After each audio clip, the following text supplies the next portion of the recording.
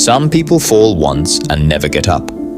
Some people fall once and spend the rest of their life making sure it never happens again. But this is a story about a man who fell twice, and both times chose to stand. Not because he was fearless, not because it was easy, but because somewhere along the way, he learned something most people never get the chance to learn.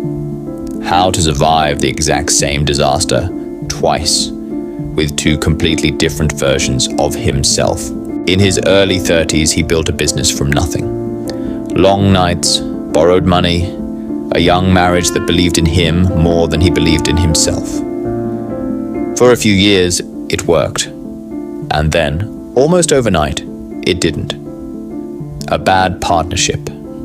A market that shifted without warning. Debts that multiplied faster than he could pay them down. Within 18 months, the business was gone. So were his savings. So, eventually, was his marriage. Worn down by stress that neither of them had signed up for. He was 34 years old, sleeping on a friend's couch, wondering if the version of himself that once had ambition even still existed. Nobody talks about how boring rebuilding actually is. It isn't a montage. It's years of small, unglamorous decisions. A job he was overqualified for, rent he could barely afford. Slowly, over nearly a decade, he clawed his way back to something stable. Not rich, not impressive, just steady. A quiet apartment, a small savings account, a life he had built with his own two hands twice, once in ambition, once in humility.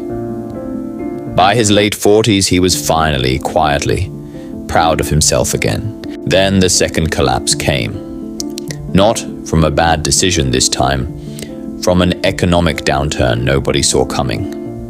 It didn't ask permission. It didn't care how hard he'd worked to get back on his feet. It took the business again. Faster this time, more completely, more efficiently, as if the universe had learned from its first attempt.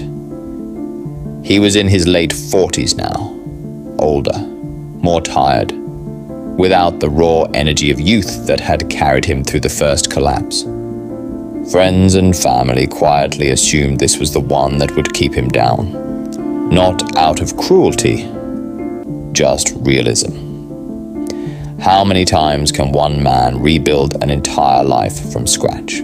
On the last day in his empty office, boxes packed, keys about to be handed over, he did something unexpected.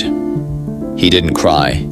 He didn't call anyone. He sat down at his desk one final time and made a list. Not a list of what he'd lost. A list of what he had learned the first time. Lessons he hadn't even realized he'd absorbed until this exact moment. Patience, even when everything in you wants to panic. Start it over again. Smaller this time. Slower. More deliberate. No frantic scrambling. No desperate all-nighters trying to outrun the fear. He built with the calm of someone who had already survived the worst version of this exact situation once before. The first collapse taught me how to survive it. The second collapse taught me I already knew how. Rebuilding isn't proof that life keeps failing you. It's proof of a skill you've been quietly developing every single time you were forced to use it, whether you wanted to or not. The first fall is terrifying because you don't know what waits at the bottom.